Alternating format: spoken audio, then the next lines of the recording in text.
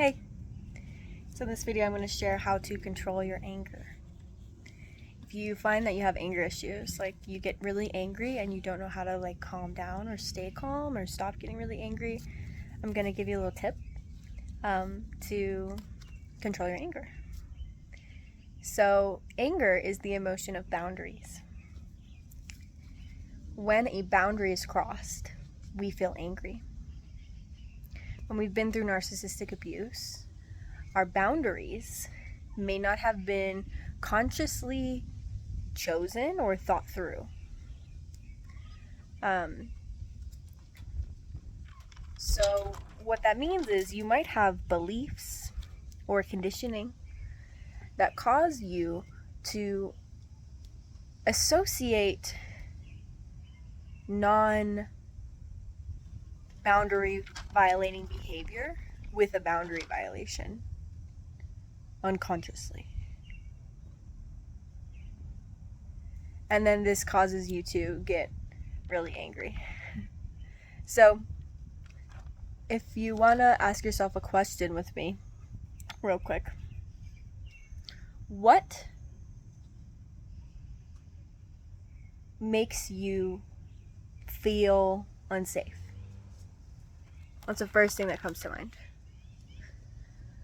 Like, if you could protect yourself from anything in the world, what would it be? For me, I want to protect myself from harm, intentional harm. If someone tries to harm me, I want to be able to protect myself from them. Okay?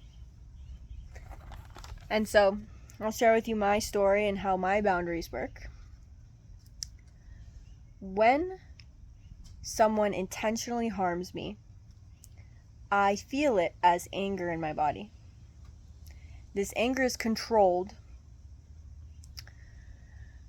but that is one of my indicators that someone has malicious intent or may not be being honest about their intent. An example of this is how someone can do the same thing and it elicits a different emotional response in me.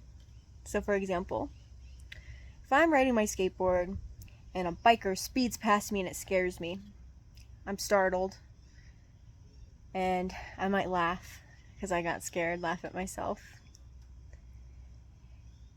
And in that situation, the biker he scared me, but he didn't mean to, right?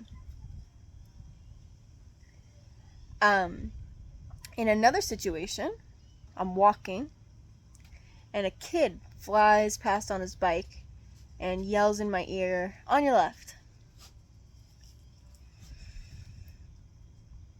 When the kid does it, I feel angry. And what my intuition and my body is picking up on in these two situations is one was an accident and one was on purpose. So my boundaries are calibrated to protect me from threats. Real threats, not perceived threats, real threats. And so I can feel the difference between an accident and intentional harm. And this is like a real life situation. Like, I'm sure you know some kids think it's funny to scare people. It's still a form of harm, whether they call it fun. It's a form of harm.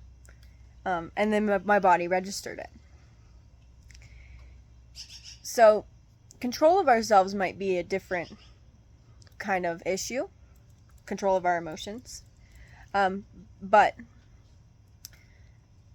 sharing or recalibrating your boundaries can be helpful for you. So if you believe that harm is related to something that isn't actually harmful, you may actually be having emotions and having anger and feeling boundary violations to behaviors that aren't actually violating your boundaries or what you would like your boundaries to be. Right? So if you have a kind of shame or an issue with when you're getting angry, it's probably a sign that those boundaries that you have and the boundaries you have currently aren't what you want your boundaries to be anymore. So we'll talk about emotions. A lot of people get angry when others have emotions. When their kids throw tantrums, they get angry. When you were a kid, if you were guilted for having emotions, if you were manipulated into believing something was wrong with you for having emotions, if you cried and your parents played the victim of your crying, if you got angry and your parents played the victim of your emotions, you may associate emotions with harm. You having emotions is harmful, is a form of intentional harm.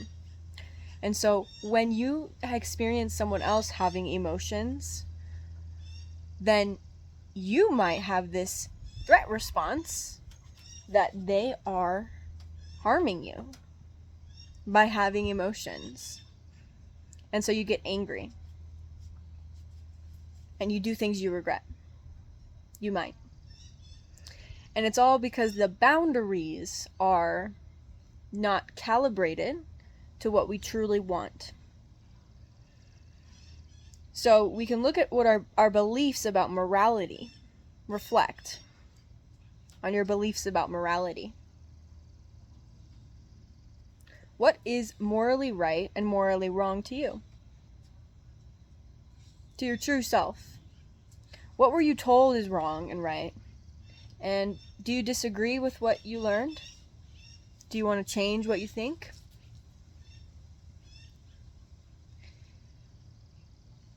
For narcissists, morality is very inverted. So if you've been through narcissistic abuse, you may have learned this inverted sense of morality. Truth and fairness is bad to narcissists, harmful to narcissists. Right? Because narcissists survive when people don't see the truth about them.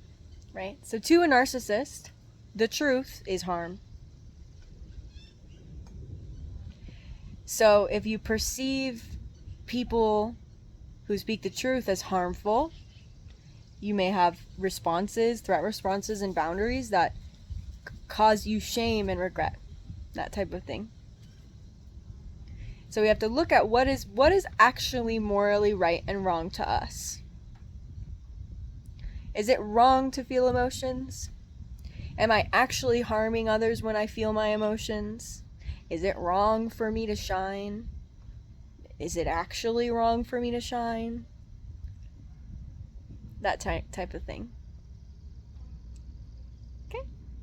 I hope this was helpful. Let me know in the comments.